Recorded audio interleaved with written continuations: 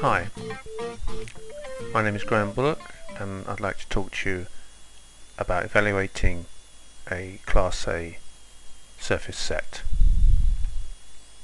Specifically, we're going to concentrate on the cross-sectional editor. First of all, let's have a look at what we've got. We've got Bezier surfaces. This is a G3 curvature, which we're going to look into in a moment. That we've got collinearity. We have it here, but here we don't have collinearity, so it's direct modelled. Let's have a look at how we're going to evaluate the model. Start off with this, and this gives us an idea of what we can tell from this. Well, we can see that we have a G3 curvature there. Let's just change the repeats. So what we're looking at here is the way that the stripes flow into the radial wheel arch. That's for the rear, and for the front it's quite a nice smooth typical G3. We can also evaluate with the Showroom shader, which is very useful because it's very similar to car paint, but sometimes it leaves us in doubt as to whether we've got a sinking, for example, where the sidewall flows into the blend, whether it's progressive and always curving in the direction that we want it to be curving in. I'm going to change the layer color to a dark grey and then bring up the cross-sectional editor, which is located there on the control panel. And let's have a look at the Z cross-sections. And the reason that I changed the colour of the layer was so that we can focus more on what we need to look at. We're not distracted by the model. And you can see that we have a very nice curvature here, less nice curvature there, more kind of a G2 condition. And we have a kind of a nice G3 thing going on there, and maybe there's a little bit of direct modelling required there to even out that flow. And then here, critical, very difficult part of the radial wheel arch, the top dead center. You can see we have quite a nice condition going there. Perhaps these CVs need to come out and those CVs need to go in just a little to address that. And then here everything is flowing very, very nicely from the sidewall into the radial wheel arch blend. So the way I set that up is to just double click here. That brings up this control box, and then in there we go for Z, and I've set them at 35 apart. If I put them at 25 apart, we get more. And also we can turn up the scale of the curvature if we so wish. It doesn't help to turn it up too high. It's misleading. It's sort of the way I've got it there is fine. I very rarely go above 4.5, usually a bit lower than that, somewhere around here. Okay, and then the auto range is when you don't want all the sections showing. We're going to start at 0, which is here, and we're going to end at, let's say, 50, and so that gives us control over how many cross sections we're sampling. And for example, there I've just typed in a range which cuts out all the cross sections bar this one, so I can be a lot more specific. We want to come out of there and we want to look at the sections on X. And you can see I've got a lot of sections there, so let's cut those out. I've got step size of 5, make the step size 25, and we get a lot less sections. Let's have a little look at what's going on there, what it's telling us, and you can see everything's really nice and smooth here.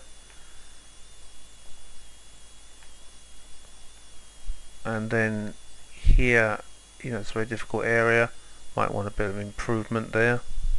And at the front of the car, sections are running quite smoothly. Let's take the dynamic section control.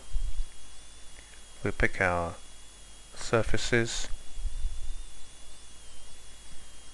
and we're going to have a look at one section with this. If we want to look at more sections, we can do by increasing this number of planes here. But we want to look at one,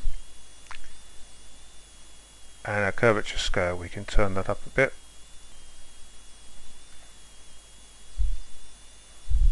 So you have to turn on curvature here, and curvature scale you can adjust there, something like that. Pick the arrowhead so that I can move around here, and I'm going to toggle the model off, and now I can concentrate on the data that the dynamic section tool is giving me. If I want to, let's get more specific. Right, here we are. So you can see we have quite nice curvature here, and if you want to refer to the model, you just toggle it back on here so you can see exactly where it is on the model. You can turn the curves into cross-section of data there by hitting that geometry button, and you can create planes for each section. Now I'm going to change the layer color to a light grey, and the modeling window color to black, and I'm going to open the cross sections for, well, let's have a quick look at for Y, because we haven't checked that out yet. Toggle the model to save confusion, and you see in this mode we can see that the actual sidewall itself is really beautiful curvature, and everything here is very beautiful, apart from down here where we need to look at the model. Radial wheel arches is very nice, and as it is here. Getting close, and do this in full screen mode because you can't evaluate it any smaller than that. It must be as large as you can possibly get on your monitor. I'm a bit restricted because I'm videoing. Now I want to look at the sections on Z, and I want to close group them, so I'm going to group them to 5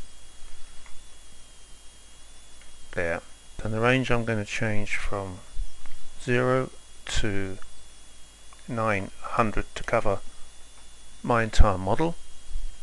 Toggle the model away,